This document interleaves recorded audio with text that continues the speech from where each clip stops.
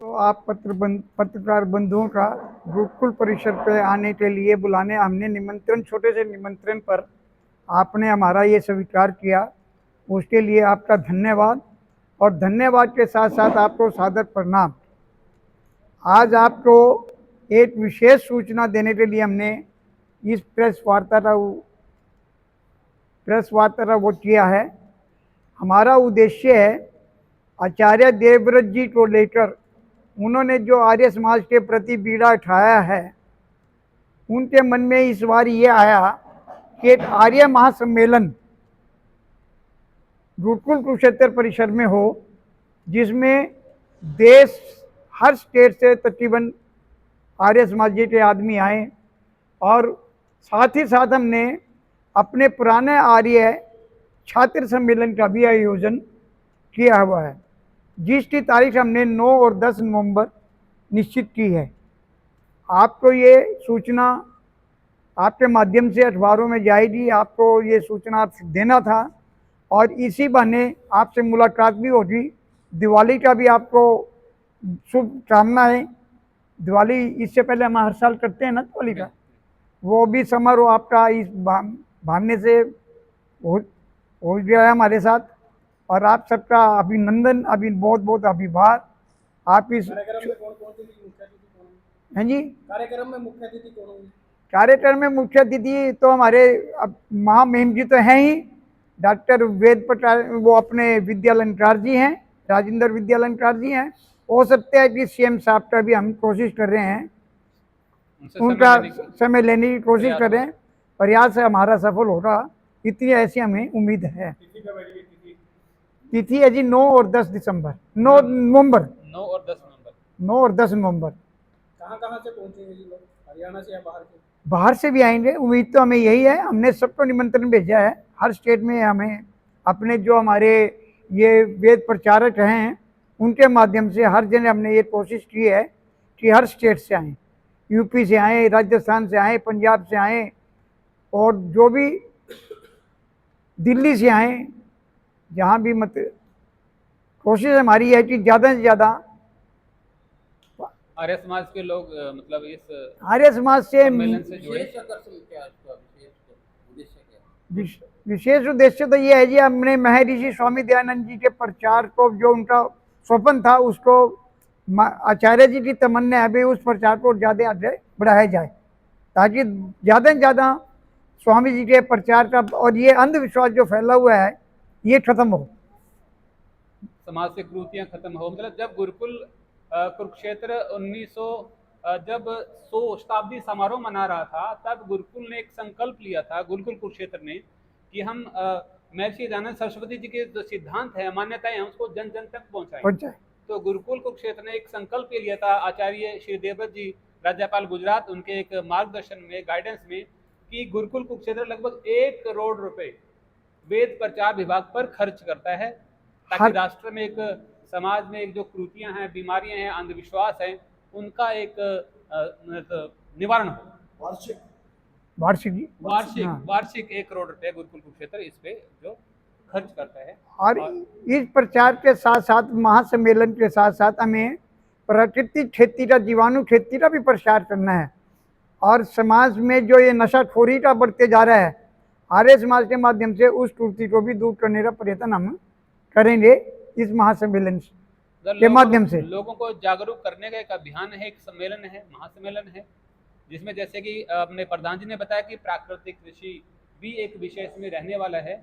आज आप सब जानते हैं कि हमारे आचार्य श्री का जो एक मेन मिशन बना हुआ है प्राकृतिक कृषि, ताकि हमारे देश का जो किसान है वो दुखी है, उसका खर्चा कम हो और उत्पादन बढ़े।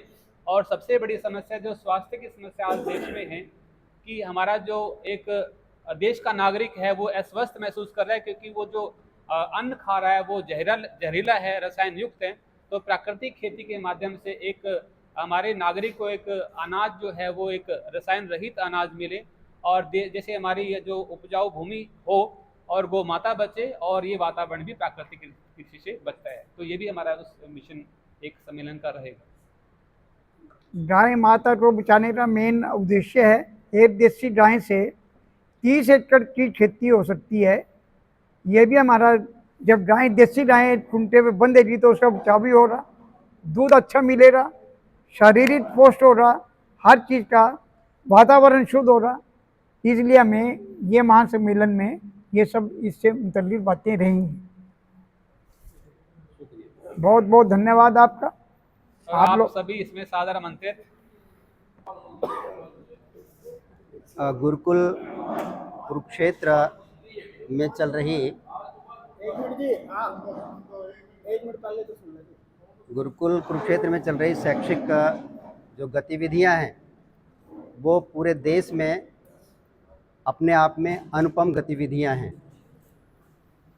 पिछले 112 साल से गुरुकुल अनवरत गति से आगे बढ़ रहा है, लेकिन 1981 के बाद जब आचार्य श्री ने इसका कार्यभार संभाला, इसमें जो वृद्धि हुई है वो कहीं आशा से ज़्यादा हुई है, और इसी का परिणाम है कि 2017 के बाद 61 बच्चे आर्मी के अंदर लेफ्टिनेंट बन चुके हैं। 100 से ज़्यादा बच्चे IIT, NIT, नीट को ज्वाइन कर चुके हैं, और अब की बार 58 बच्चों ने रिटर्न टेस्ट क्वालिफाई किया है NDA का। तो ये अपने आप में एक अभूतपूर्व उपलब्धि है। गुरुकुल के शैक्षिक गतिविधियों के माध्यम से अब की बार का जो रिजल्ट रहा हमारा 99.6% हाईएस्ट रहा मैट्रिक में, क्योंकि CBSE अब रैंक डिक्लेयर नहीं करती है। तो हमारा ये मानना है कि कहीं ना कहीं दूसरा या तीसरा रैंक तो हमारा होगा ही, क्योंकि केवल 2 नंबर कटे हैं बच्चे के। तो ये अपने आप में एक ज़बरदस्त उपलब्धि है गुरुकुल की इस साल की। साइंस स्ट्रीम में भी, कॉमर्स स्ट्रीम में भी 96-97% जो हमारा टॉपर है वो है। और ये आप सबको पता है कि गुरुकुल के अंदर कोई फेल नहीं होता, कोई कंपार्टमेंट नहीं आती, कोई फर्स्ट डिवीज़न नहीं आती, कोई सेकंड डिवीज़न नहीं आती है। सभी बच्चे 75% से ऊपर रहते हैं। अब बात आती है कि ये सब होता कैसे है। ये अपने आप में बहुत एक अनुपम सवाल भी है। देखिए, यहाँ पे जो दिनचर्या है वो ही जिम्मेवार है इस काम के लिए। हम बच्चे का एक एक मिनट वेस्ट नहीं होने देते हैं। कल क्या गतिविधि होगी, आज ही उसका शेड्यूल हम जारी कर देते हैं, और उसी शेड्यूल के आधार पे हमारा यहाँ का चाहे वार्डन है, चाहे टीचर है या दूसरे कर्मचारी हैं, उस शेड्यूल के बेस पे ही काम करते हैं। डेली होता है हमारा, ये डेली का शेड्यूल हमारा बनता है, उसके बेस पे ही सारी गतिविधियाँ चलती हैं। तो जब बच्चे का टाइम खराब नहीं होगा तो रिज़ल्ट, अच्छे रिज़ल्ट की उम्मीद हो जाती है। और जो यहाँ का जो स्टाफ है 20-20 साल से, 30-30 साल से काम कर रहा है, अच्छी सैलरी है, अच्छी सुविधाएं हैं, तो कहीं ना कहीं वो सारी चीज़ें जिम्मेवार हैं।